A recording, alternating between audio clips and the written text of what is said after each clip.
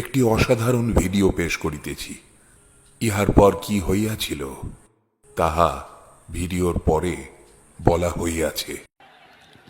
আমি মনে করি মুর্শিদাবাদ জেলার মানুষের তো গর্ব করার আছে।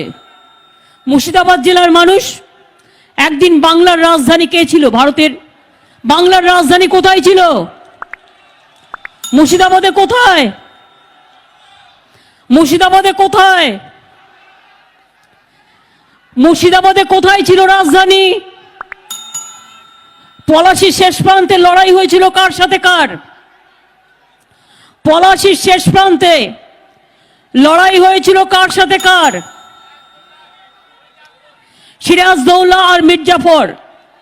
সিরাজদৌল্লা দেশকে এতটা ভালোবাসতেন, তিনি নিজের মুকুট খুলে দিয়ে বলেছিলেন মির্জাফরকে, মির্জাফর আমার মুকুটটা তোমায় দিয়ে দিলাম, আমার সম্রাটগিরি চাই না, আমি চাই আমার দেশমাতৃকা ভালো থাকুক, তুমি আমার দেশমাতৃকার সম্মান রক্ষা করো।